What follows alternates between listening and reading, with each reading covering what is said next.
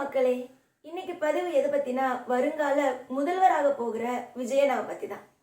இந்த பதிவை பார்க்கறதுக்கு முன்னாடி விஜயனாவை பிடிக்கும்னா நம்ம சேனலை சப்ஸ்கிரைப் பண்ணிக்கோங்க. எல்லாருமே சொல்றாங்க நடிக்கிறாங்கன்னு. அவங்க படத்துல நடிச்சாங்க, ஆனா ரியல் லைஃப்ல எந்த இடத்துலயுமே அவங்க நடிச்சதே கிடையாது. நமக்கெல்லாம் எப்படி ஒவ்வொரு விதமான வேலைகள் இருக்கோ அதே மாதிரி தான் அவங்களுக்கு நடிப்பு வேலை. அதை தான் அவங்க சரியான விதத்துல செஞ்சு ஒரு வெற்றியை பார்த்தாங்க. அதுலேயுமே நிறைய பேருக்கான பொறாமைகள் அதில் இருக்கு. இப்போ அடுத்த கட்டத்துக்கு ஒரு புதிதாக ஒரு விடியலை கொடுக்கலாம், நமக்கு உதவி செஞ்ச மக்களுக்காக நம்ம ஒரு உதவி செய்யலாம் அப்படின்னு வரும்போது அதை தடுக்கிறதுல என்ன நியாயம் இருக்கு? சரி, அதெல்லாம் விடுங்க. ஒரு வார்த்தையை பேசுறதுக்கு முன்னாடி, இது எல்லாருக்குமே தெரிஞ்ச ஒரு விஷயம் தான், ஒரு வார்த்தையை பேசுறதுக்கு முன்னாடி அமைதியா பேசணும். அது மட்டும் இல்லாம வார்த்தையை விட்டுடக்கூடாது அப்படிங்கிறது தான் பொதுவா எல்லாரும் சொல்லுவாங்க. ஆனா விஜய் அப்படின்னு பேர் எடுத்தா மட்டுமே எதுக்கு அந்த தேவையில்லாத வார்த்தைகள், தேவையில்லாத ஒரு ஆபாசமான வார்த்தைகள்? நம்ம எப்படி ஒரு சாதாரணமான மனுஷனோ அதே மாதிரிதான் சாதாரணமான மனுஷன் தான் அவர். ஆனா அவரை தாக்குறதுக்கு இங்க என்ன வேலை இருக்கு?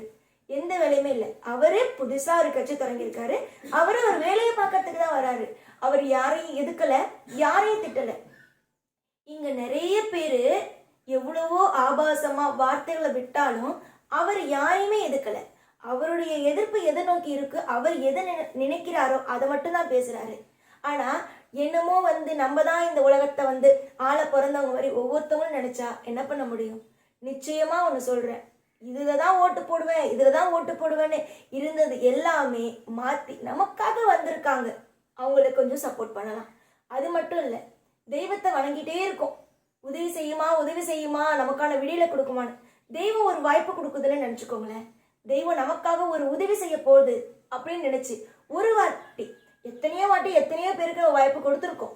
ஆனால் ஒரே ஒரு வாட்டி நம்ம வீட்டுல இருக்கிற ஒரு பையனுக்கு, அதாவது ஒவ்வொரு வீட்டுக்குள்ளேயும் இருக்கிற, இப்போ உங்க வீட்டு நீங்க பார்த்துட்டு இருக்க உங்க வீட்டுல ஒரு பையன் இருக்காங்க, அவங்களுக்கு சப்போர்ட் பண்ண மாட்டோமா என்ன? கண்டிப்பா சப்போர்ட் பண்ணுவோம் தானே. நம்ம பிள்ளை, நம்ம அண்ணன், நம்ம மாமா அப்படிங்கிறது மாதிரி சப்போர்ட் பண்ணுவோம்ல, நம்ம தம்பின்னு. அந்த மாதிரி ஒரே ஒரு வாட்டி நம்ம அண்ணனுக்கும் சப்போர்ட் பண்ணுவோம். அவர் வேறு யாரை நம்புறாரு? அவரு நம்மளதான் நம்புறாரு, வேறு யாரையுமே நம்பல. அவர் ஒவ்வொரு வாட்டியும் என்ன சொல்வார்? உங்களை தான் நம்புறேன்னு சொல்வார்ல. நம்ம ஒருத்தவங்க நம்புறாங்கும் போது கைவிட்டுலாமா? விட்டுடக்கூடாது. அவர் தொழில்ல, அவர் வேலையில அவர் எப்பயுமே நேர்மையா இருந்திருக்காரு. அதனாலதான் அவரு இவ்வளோ பெரிய லெவலுக்கு வந்திருக்காரு. அதே மாதிரி அவரு நம்ம கிட்ட என்ன கேட்கிறாரு? ஓட்டு தானே கேட்கிறாரு.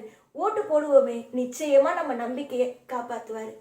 அவருடைய எல்லாரும் நடிக்கிறாரு அப்படின்னு ஒரு வார்த்தையை விடுறீங்க. என்ன நடிச்சாரு? அவரோட தொழில நடிக்க தொழில் நடிச்சாரு. ரியல் லைஃப்ல எங்க நடிச்சிருக்காரு? அது யாராவது சொல்ல முடியுமா? இவர் இந்த இடத்துல நடிச்சு பேசினாருங்க, இந்த இடத்துல ஒரு மாத்தி பேசினாருங்க அப்படின்னு சொல்ல முடியுமா? நம்மளால எதுவுமே சொல்ல முடியாது. ஏன்னா அப்படிப்பட்ட ஒண்ணுமே இல்லை.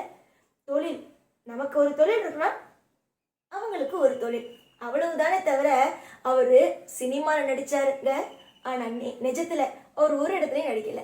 மற்றவங்க எல்லாம் சொல்லலாம், மற்றவங்க எல்லாம் எப்படி வேணாலும் இருக்கலாம், ஆனா விஜய் என்ற ஒரு அழகான ஒரு தூய்மையான மனசு இருக்கிற ஒரு அண்ணன், அவர் எங்கேயுமே நடிக்கல அப்படிங்கிறத என்னால சொல்ல முடியும்.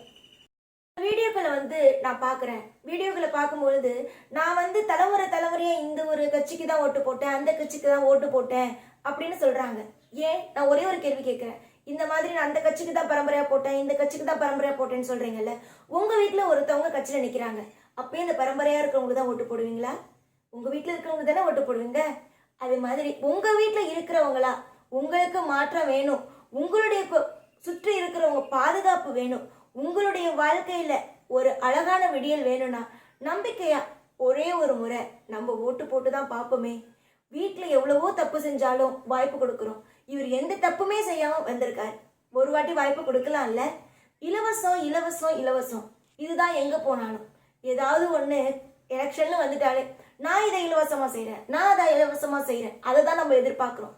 ஆனா வாழ்க்கையில நம்ம தினசரியா வாங்குற பொருட்கள்ல விலையை குறைச்சாங்கன்னா நமக்கு தானே காசு சேரும்.